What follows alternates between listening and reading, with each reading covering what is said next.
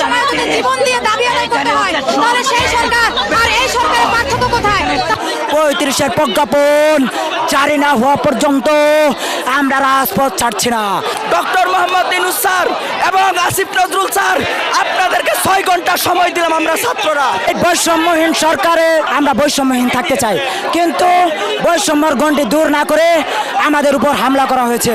এবার প্রধান উপদেষ্টা ডক্টর ইউনূস এবং আইন উপদেষ্টা আসিফ নজরুলকে 6 ঘন্টার আলটিমেটাম দিলেন সাধারণ শিক্ষার্থীরা। সেই সব শিক্ষার্থীদের দাবি ছিল সরকারি চাকরির বয়স 30 থেকে 35 করতে হবে। এই আন্দোলন সফল না হওয়া পর্যন্ত সেই সব শিক্ষার্থীরা রাজপথ ছাড়বে না বলে জানিয়েছেন। তারা কাফনের কাপড় পরে রাস্তায় বসে থেকে এই আন্দোলন করছে। সেই সব আন্দোলনের বড় একটি বাধা হচ্ছে পুলিশ বাহিনী। সেইখানে তাদের নিরাপত্তার পরিবর্তে তারা আন্দোলনরত শিক্ষার্থীদের উপর লাঠিচার্জ এবং গুলি চালাচ্ছে। এজন্য এই দাবি নিয়ে আন্দোলনরত শিক্ষার্থীরা উপদেষ্টা ইউনূস এবং আইন উপদেষ্টা আসিফ নজরুলকে 6 ঘন্টার আলটিমেটাম দিয়েছে। সাধারণ শিক্ষার্থীরা জানান, আমাদের পড়াশোনা শেষ করতেই 28-29 বছর লেগে যায়, সেখানে 1-2 বছরের মধ্যে চাকরি পাওয়াটা কঠিন হয়ে যায়। তাই সাধারণ শিক্ষার্থীরা বলছেন সরকারি চাকরি বয়সসীমা 35 করতে হবে। এজন্য তারা কাফনের কাপড় পরে রাজপথে আন্দোলনে নেমেছে। সেখানে পুলিশ বাহিনী তাদের আন্দোলনটাকে নিরাপত্তা না দিয়ে তাদের উপর লাঠিচার্জ এবং গুলি চালাচ্ছে। সাধারণ শিক্ষার্থী বলছে, কোটা আন্দোলনেও পুলিশরা